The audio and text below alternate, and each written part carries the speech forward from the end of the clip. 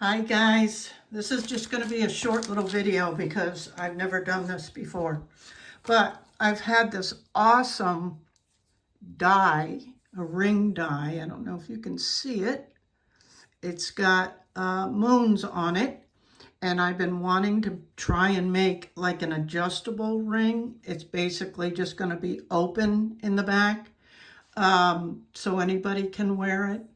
Especially people that are getting large knuckles from arthritis. They always have a hard time sticking true to their ring finger size.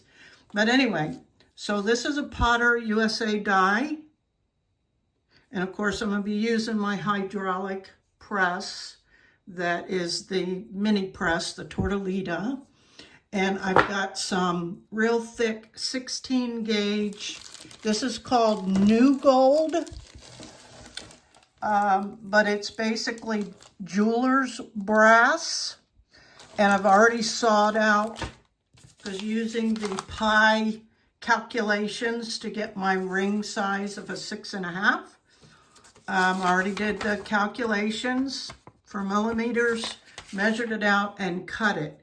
So I'm going to anneal this. I've never worked with this before. You can see this massive sheet. I'm like, holy cow, this 12 by 12 is a little hard to work with. Anyway, I'm going to give it a try. So I'm going to anneal this and press it and see how it looks. I have done lots of pressings before with brass, and it's much, much, much harder to get good impressions with brass, because it doesn't stay annealed for very long. You got to anneal it a bunch of times. Anyway, I'm not going to be talking anymore. I'm just going to go through the process and we'll see how it turns out. Okay? All right, let's go.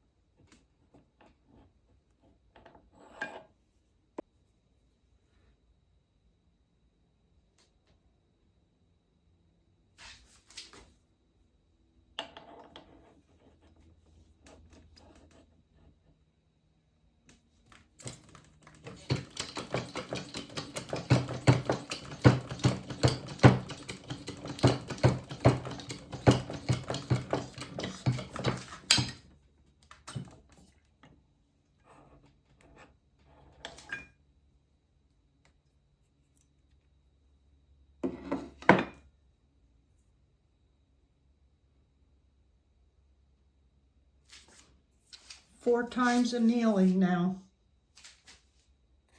Okay, let's see what we got. This is after I annealed this 4 separate times and then pressed it. I couldn't tell you how many times. Just this last time, it would have been about 1, 2, 3, 4, 5, 6, probably 7 or 8 times, moving this little piece of urethane down the line to try and press it, better.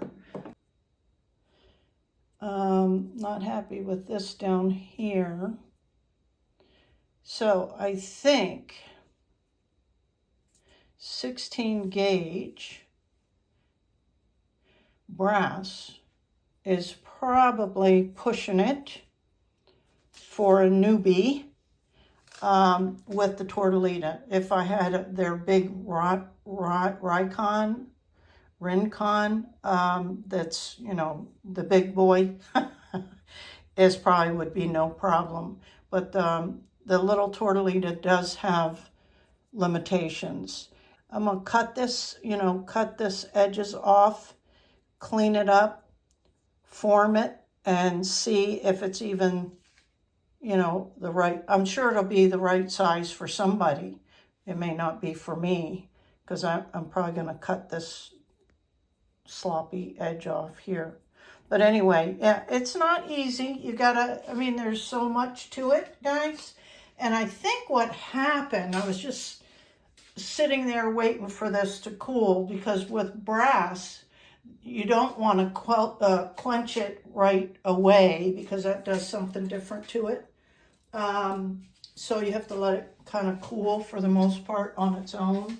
And I was like, how did I end up with 16 gauge brass? What possessed me to do that?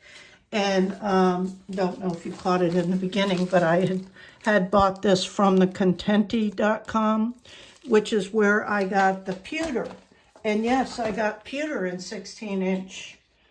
So I think I just accidentally ordered 16 gauge in this NuGold Brass, which if I thought about it, I probably wouldn't have gotten that. I would have got probably a 20 gauge maybe, or 18 even. Anyway, okay, let me move on.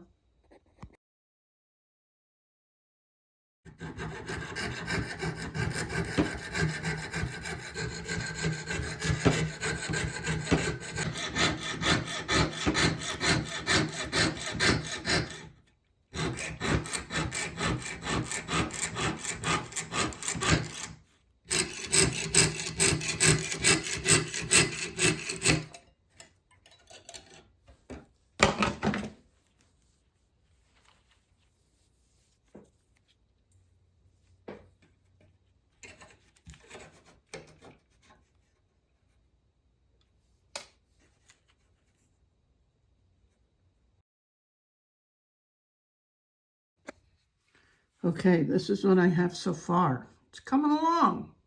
I had my doubts, as is pretty normal, especially when I'm trying something new. But yeah, I'm pretty happy with that. I was able to cut all of that sloppy end off. So now I'm going to form it, and then I'm going to patina it and polish it up, and I'll be back and we'll evaluate if these ends are okay. I rounded them slightly so they're not sharp, but I may take them even rounder or maybe taper them a little. I'm not sure. We'll have to see how it fits and how it feels for me. But okay, so let me get this formed. And I'm wondering if I anneal it again, then I have to go through some of the polishing over again. So, but I think I need to, because this brass really hardens very, very quickly and does not hold the annealing very long. So it's unfortunate, but oh well, it is what it is. So I'm going to anneal it before I shape it over a ring mandrel.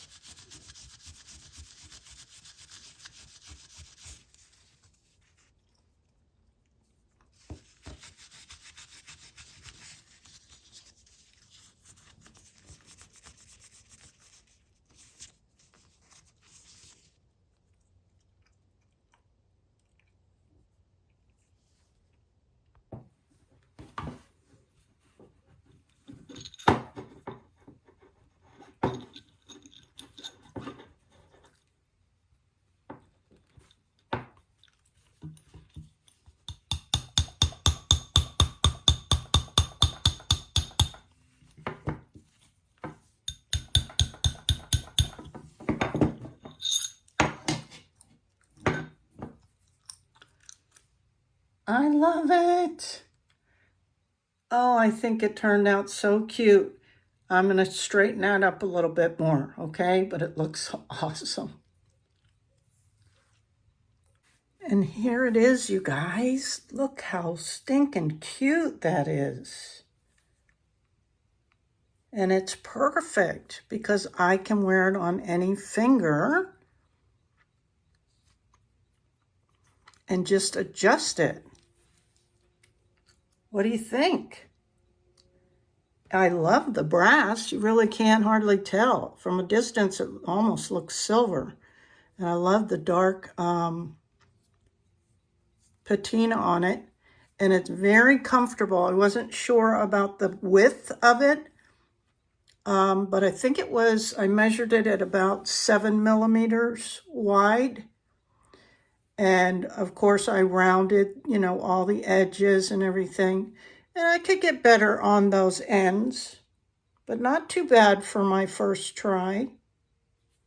I'm super pleased with it. And wonder what you guys think.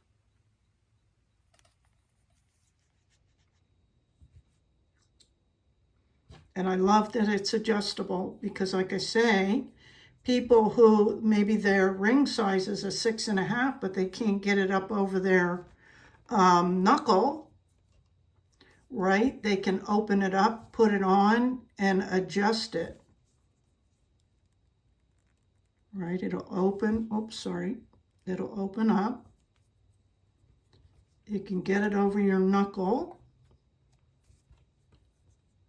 And then you can just pinch it tight. Oh, I love it. I'm going to make a bunch of these. I'm going to do copper and some more brass, and maybe I'll even get brave and try a sterling silver if I can get this off now. So you see, you can tighten it up pretty well, and you'll get to know your size.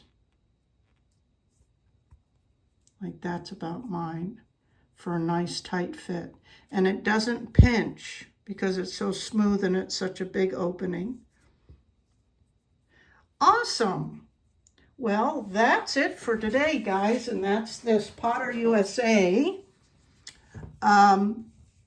Double Moon Ring Blank Impression Die. And I used the Tortolita, which is more work. It took me, like I said, 4 different times to anneal it, and then a 5th time before I formed it. And I think that was definitely the key. And this is a much thicker band than anything I've worked with before. So I'm really happy with how it turned out. Probably did, I don't know, 50 different presses. I know it seems like a lot, but it goes really fast. Anyway, that's just a cute little ring. I love it. Okay, guys, thanks so much. I appreciate you. Till next video. Bye now.